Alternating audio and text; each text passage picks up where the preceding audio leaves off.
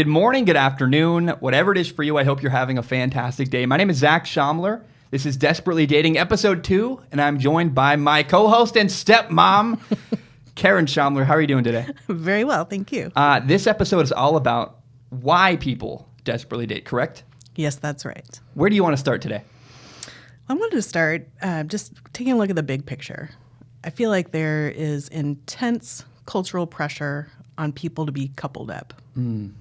You feel it, right? Oh, absolutely. Well, it's hard. Look, it's holiday season. So many of my friends Instagram's hard right now this time of year because all my friends are getting married or engaged, and I'm like, I'm single and sad about it. Like, it's hard to look out at the world, and just Instagram, just in general, is hard to even open for me right now. Yeah. It's like, man, it's tough. Yeah, or movies where, they always have the romantic leads get together. Yeah. Or just going to family functions and everybody's coupled up except you. Or families asking you, what about, I think that actually hurt my last relationship, is family kept asking, oh, blah, blah, blah, like, and hyping it up and putting not intentional, but unnecessary pressure on the relationship because everyone wants to know, when are you guys doing this? When are you guys doing that? And it's absolutely, there's absolutely a ton of intense cultural pressure to be coupled up. Yeah, and you just made a good point, too, about how we spoke in the first episode about how it's hard to go from being a we to a me, but it's also hard for your family sometimes to catch up. So that can be really painful after a breakup when, they are used to seeing you with a partner. And so then I think the natural instinct is for them to ask. When you getting someone else? Yeah, exactly. I mean, it's funny how I broke up with somebody and I had to just, I can't see her, like, I miss her family, but I can't see her family. Like, I don't follow them on any social media. We're not friends on Facebook anymore. I was like, I gotta just completely get away from it because it's so hard to watch. It's so painful. Yeah, agreed. And I think this opens up, kind of a whole can of worms about why people tend to desperately date. And I think there's some variability based on the point you are in life. So you being a younger 20-something guy, you're feeling pressure to couple up because of what you're seeing on social media, what's happening with your friends, maybe your family's input. I can remember when I was in my 20s, and even younger, which when I look back, it seems kind of fucked up. But, I'd go to family functions, like I'd be at Thanksgiving and everybody's asking me, do you got anyone special yet? And it's like, please, come on, I haven't even graduated from college yet. Dude, family get-togethers for that reason are so, because everyone's like, are you single? Yep. How's your girlfriend? I'm like, I don't have a girlfriend. I'm like, I hate answering that question. I'm like, let me live my life. I know. But the expectation is that you will, that everyone will, right? And if you don't, then something's wrong with you. And then the fear is like, well, what if I get married too late? What if I wait too long? Right. So then that one can come up too. I know one for me, if I'm really honest with myself and I look back to when I got married in my early 30s, I think it was because my clock was ticking. I know that's a big cliche, but I think there's some truth to it. Well, there's a reason I it's wanted a to cliche. have kids. Like, I wanted the family. So that's pressure that you might feel more in the middle of your life. And then as you get older, I think there's some people that'll start desperately dating because they don't want to grow old alone. They don't want to be alone at the end of their life. And I think the sad reality is that when you desperately date, you run over stop signs. You compromise yourself and you ignore red flags because you want this need met rather than because it's healthy. Right. That's sad. It is sad. Yeah. Yeah, I think that a partnership should add to your life. It shouldn't be fulfilling some sort of need or some sort of hole that you feel like you have. I think sometimes, too, people desperately date out of avoidance. They avoid all kinds of different things. They avoid feeling like they're defective or unloved. Yeah. It's so sad. Man, I really relate to that.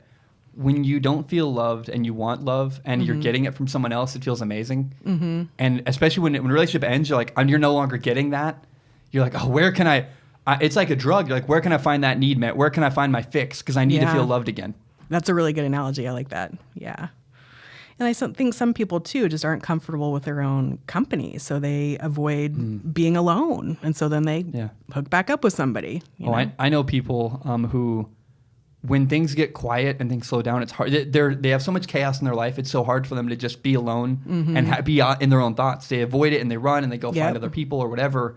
I think not only there's an issue not only with being alone, but also sometimes I'm an introvert. And I know that for me, like, learning that it's okay to be an introvert and it's okay to, like, a great example is everyone came over on Saturday to watch football. These are my best friends in the world. It's my dad making nachos. Like, people I am totally comfortable with. But they left. The minute they left, I was like, I can be alone. And it was okay. I was like, oh, I'm great alone. And But accepting that I need alone time took a long time to accept and to get over the stigma. I think for some reason, and especially in America, there's a stigma that introversion is bad. It's bad to be an introvert. It's like, no. Especially if you are an introvert and you're avoiding that and running from it. Oh, I completely agree, because you haven't accepted yourself and your own needs and wants, and you want to make society happy, to look okay from the outside. And it's not okay in most circles in American culture anyway for you to enjoy your own company and to be okay being alone. I think maybe part of the avoidance is avoiding getting to know yourself. Well, that's a whole other one too. I think it's tempting, and people will start desperately dating to avoid dealing with their own shit. Yeah. It's a new distraction. Yep. It's a new distraction. Oh, man. And then the other way I think that people often desperately date, or the reasons why they do, is they're looking for someone to maybe fill or fix the parts of themselves that are broken. So if they maybe struggle with financial security, they might be looking for a rich partner, somebody to take care of that for themselves, rather than spending some time on getting that figured out for themselves first. And it's interesting, there's nothing wrong with dating a rich boyfriend or dating a rich girlfriend, whatever, but it's when that's your only reason you're with them. That's when it breeds unhealthiness. Correct. Yeah, when you're desperately looking for someone that has that specific criteria met because it fills a void in yourself. Yeah. That's a problem. I think it's also, I don't know if this fits into this episode, but I do think it's valuable to say, like, when it's okay to want a relationship. Yeah. And maybe that's a whole other episode we can dive into someday, but I know that I've accepted that I want to get married someday. I really want to have a healthy relationship. I talked about it in the last episode. I want someone to sit with me on New Year's Eve. And I want companionship, and it's okay to want companionship. What's unhealthy is when you, back to that term, run over stop signs and avoid red flags and do it for the wrong reasons. Yes, correct. Yeah, I agree. Desperately dating is desperate by definition, whereas, if you want to look peacefully for a partner to complement your life, but you've already got yourself, your core things taken care of, that's a different story, and that's healthy. In my book, anyway. Yeah, you got to get your own shit figured out. Absolutely. Yep. I think it's one thing that's really important, and no matter what age you are, no matter what stage of life you're at, dating someone because you're lonely is a huge reason why people do it. Whether you're 65, whether you're newly divorced, whether you're 22, everybody feels lonely, and we all want companionship.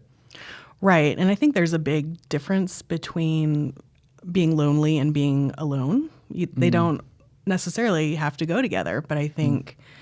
Because you can be very comfortable. Look, there are nights where I hang out at home. I play this video game called God of War. I literally just do my own thing. Yeah. And it's so enjoyable. And I'm not lonely in those nights. No, not at all. Yeah, that's about learning to enjoy your own company. But I think the popular concept is that if you're alone, you must be lonely. But that's not always the case. And it must be bad. Yeah, but I'll tell you, that's not always the case. Some of the most lonely nights I've had are nights where I'm out with friends and they're all coupled up. And I'm not, and I'm like a seventh wheel, and I'm like, man, I want you're married, you're engaged, you're dating for like 2 years. I want that, and I don't have that. And it's not about your actual individually. Are you alone at the time? It's your state of mind. Well, and I think it's okay to feel sad about it from time to time too. It's just don't compromise. But when you turn that feeling into desperate actions, meaning desperately trying to find someone that, maybe loosely fits the bill, then that's where it becomes problematic. But it's okay to feel lonely. Yeah. It's okay to be alone and not lonely. It's okay to be alone and lonely sometimes. But I think the difference between desperately dating and healthy dating is when you have some sense of peace about the whole process. Yeah. Do you have any other reasons why people desperately date? I think another one, and this one might be a little bit ugly, but well, hey, that's what we do here. That's right. That's right. Can I say before we jump into that, it's really important to say. I was texting my friend about this last night. This is on Strong Opinion Sports, my other podcast. That's my role. It's important to be honest and to be. It's okay to, my best friends in the world are not the people that tell me what I want to hear all the time. Right. It's my favorite companies. One of my favorite video game companies is Nintendo. If Nintendo suddenly announced that they were launching a car, I'd say, oh, no, I love you guys, but that's not what I'm going to push back because I care about you and want Nintendo to succeed. You're a video game company, not a car making company. And telling people the harsh reality is actually caring. And my friends my best friends do me a disservice if they don't recognize a problem and not point it out. And so I think the goal of this show and the goal of Strong Man in Sports, everything we do, and it should be it's okay to be honest. Even if it hurts someone, I'd rather be honest and say the painful truth, the ugly truth, than avoid it and not go there. Agreed. So I think sometimes people desperately date because they want a partner that will give them a sense of personal achievement in a way. Like, hey, look at me. I'm successful. Look, I have a partner. I have this beautiful partner, whatever. It's a trophy. It's a trophy. Or a goal. I mean, Right. look, I will tell you, my last relationship was that a lot for me. It was this thing, a personal goal for a long time. And that's why, I think it's really funny how when we broke up, a lot of it was so much less, look, we had a really close relationship. It was hard, but also part of it was just the rejection of, and this failure of a goal for a long time that I put so much of my heart into. It's like, man. Yeah. And we had talked a little bit earlier, too, about how there's nothing wrong with wanting a relationship, provided you've got your own shit figured out first, and we'll talk more about that later. We're talking downstairs a little bit about how you really feel a strong urge or it's a goal for you to at some point have a nice relationship in your life. Yeah, I think where we were at earlier downstairs, we were talking about the idea of you can't have this. I think in my last relationship, especially, I had this like death grip on like, this is my thing, and it's actually just unhealthy. It's too much. It's too I was too over the top, and it was too hard. You were wanting it so badly to work out. Yeah. Oh, absolutely. Yeah. And it was heartbreaking when it didn't. But it was, I wasn't loving peacefully. Right, I was loving desperate. Like there was, that word "desperate" is so key. Like we say it all the time on the show, but it's true. Like I was so desperately in love rather than peacefully, comfortably in love. Like I would, you'd be like, "I love you," and then you'd wait for them to say it back. Like, what is that? Where does that come from? But it's because I was desperate and like clinging onto this thing really tightly, and smothering rather than just allowing it to naturally, peacefully happen. And I think dating is the same way. I mean, that was being desperate in a relationship.